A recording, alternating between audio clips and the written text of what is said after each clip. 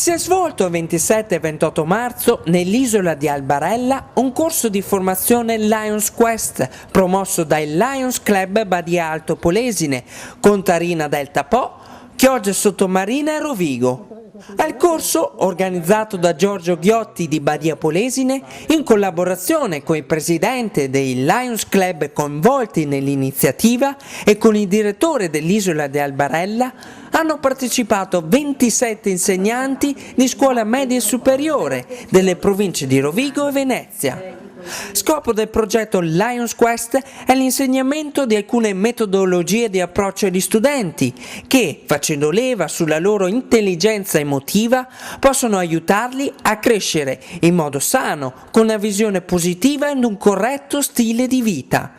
Il lead trainer del Lions Quest, Paola Vigliano, ha guidato gli insegnanti all'apprendimento delle tecniche operative perfezionate da questo programma, che la Fondazione Internazionale del Lions Quest International ha tradotto in 34 lingue ed applica in 54 paesi del mondo. Il corso Lions Quest viene offerto gratuitamente ad insegnanti e genitori da parte dei Club Lions dal 1992. Il progetto è riconosciuto dall'Organizzazione Mondiale della Sanità, dal Ministero dell'Università e della Ricerca e da alcune ASL. Da quest'anno, su licenza del Lions Quest International, viene attivato nel nostro paese anche un programma sperimentale dedicato agli educatori ed agli allenatori sportivi.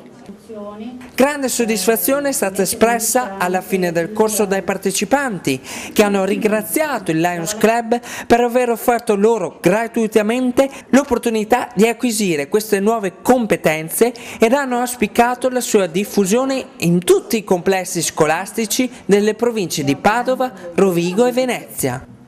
Durante la cerimonia di chiusura, ogni insegnante ha ricevuto dalle mani della coordinatrice nazionale del programma Lions Quest, Maria Cristina Palma, e dai rappresentanti dei club organizzatori un attestato di partecipazione.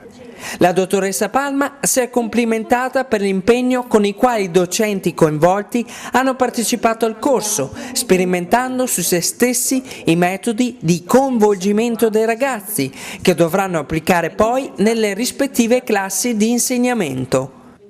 Se questo è stato un percorso, come diciamo noi, esperienziale, che ha in qualche modo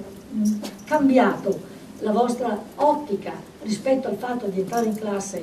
lunedì mattina, noi di questo siamo fieri, siamo orgogliosi, ma orgogliosi soprattutto di aver aiutato dei professionisti che sappiamo che in questo momento stanno supportando il peso enorme della vera educazione dei nostri giovani. Il corso Lions Quest sarà protagonista di un apposito workshop dimostrativo con i ragazzi il 27 maggio all'Expo di Milano, ospitato nella cascina Triuzza dalle ore 10 alle 13.